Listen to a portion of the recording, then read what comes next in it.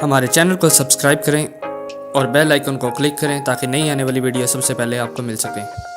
बिस्मिल्लाहिर्रहमानिर्रहीम। अस्सलाम वालेकुम। आप देख रहे हैं बर्ड केयर चैनल और मैं हूं आपका दोस्त वसीम। आज जिस बारे में हम बात करेंगे वो है कि हम अपने बर्ड्स को मटकी या बॉक्स किस तरह लगाएं और उसको लगाने से पहले उसके लिए क्या सेफ्टी प्रिकॉशन करनी चाहिए और किस तरह उनको हमने बॉक्स और मटकी देनी है। आज की इस वीडियो में मेरे एक दोस्त ने एक मटकी के ऊपर स्टिक लगाना सिखाया है, वो भी आपसे शेयर करेंगे और उम्मीद है आपको वो उनकी जो मेहनत की है, उन्होंने जो काविश की है उसको आप सराहेंगे और इंशाल्लाह वो वीडियो भी आपको इस वीडियो में शेयर की जाएगी और आपको उम्मीद है वो वीडियो पसंद आएगी। अस्सलाम वालेकुम वरहमतुल्लाहि वबरकातुहू। मेरा नाम शाहज़ेब ख़ान और मैं सरगोदा से बिलोंग करता हूँ और आज की मेरी ये वीडियो बर्ड केयर चैनल के लिए है, जिसमें आपको मैं आज मटकी के ऊपर स्टिक लगाना सिखा रहा हूँ। अस्सलाम वालेकुम वरहमतुल्लाहि वबरकातुहू। आज मैं आपको सिखाऊंगा दोस्तों, एक केज के अंदर जिसके भाई के जगह कम है उसके अंदर मटकी के आगे स्टिक लगाना। आपने सबसे पहले करना है, एक लेनी है मटकी। ऐसी आप मटकी ले लेंगे और मटकी के अंदर आपने ऐसे पेच या किसी कील की मदद से एक सुराख कर लेना है मटकी से तकरीबन 1 इंच नीचे। उसके बाद आपको चाहिए एक अदद ऐसी स्टिक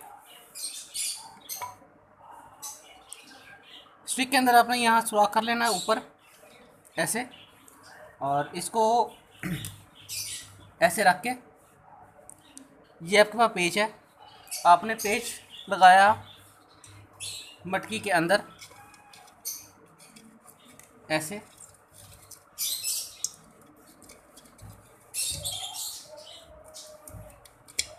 ऐसे आपका मटकी के अंदर आ गया पेच। उसके ऊपर आपने लगाया ये अपने स्टिक और इसको टाइट कर लिया।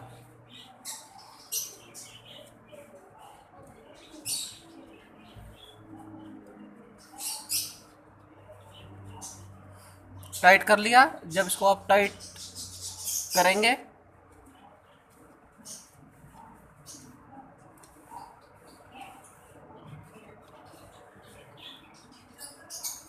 उसके बाद आपके पास जो मटकी है वो कुछ इस शक्ल में आ जाएगी।